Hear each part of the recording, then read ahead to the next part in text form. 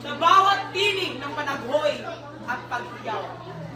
Sa bawat pulso ng pag-asa at pagkilos.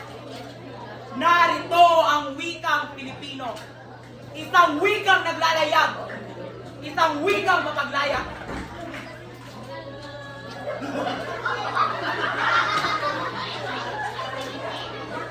Minsan, ako'y isang batang musmos na nagtataka kung bakit di na hinahamag ng aking sariling wika.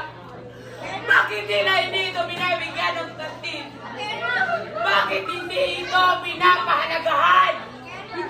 Ang salitang dapat natin ang bibigay sa akin ng kalayaan ay di na nagkakapon sa akin na pigilan ang aking mangarap ng kahayos aking mahayag. Subalit, nang ako'y lumaki, natutunan ko ang lihim ng wikang ito.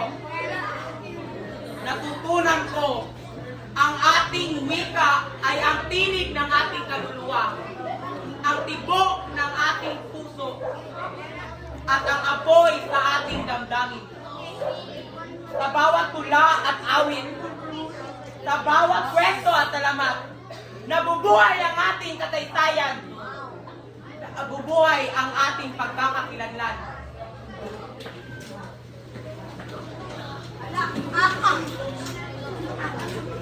Sa pagkakataon, bawal lagi lumaw. Sa bawat pagkakataon, sa bawat laban, naging tandaan natin ang wikang Pilipino. Hindi ba ito ang nabigay sa atin ng lakas ng loob upang makipaglaban sa mga dayuhan? Ang wikang Pilipino ang nagsilbing tulay upang tayong lahat ay magkaisa. Upang ipahayag ang ating paghihimagtik at upang ipakita sa buong mundo ang ating kakayahan at dignidad. At gayon, sa makabagong panahon, ang ating wikang Pilipino pa rin ang nagbibigay sa atin ng kalayaan. Kalayaan mula sa takot. Kalayaan mula sa kahirapan. At kalayaan mula sa kawalan ng pag-asa.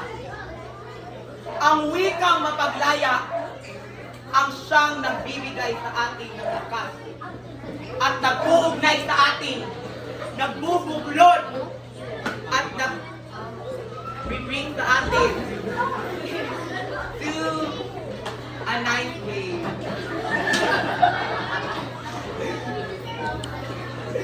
Mga kababayan, pakinggan niyo ako. Mga kababayan, huwag nating kalimutan ang halaga ng ating wika. Mga kababayan, ating ipakita ang ating lakas, ang ating paghihimagsik. Huwag tayong magpapadala sa mga panahon, sa anumang kalima at anumang paghihirap ang dumating sa ating buhay. Bagkos ay tayo ay tumayo at harapin ang mga pagsubok. Sa bawat pagbigkas natin ng mabuhay at sa paggamit natin ng wikang Pilipino, itinutulong natin ang kalayaan, itinutulong natin ang katwiran, at itinutulong natin ang pag-asa. Kaya ating gamitin ang ating wika, ang wikang naglalayag, ang wikang nagsilbing tulay upang tayong lahat ay magkaisa, ang wikang mapaglaya, ang wikang Pilipino. Mabuhay ang wikang Pilipino!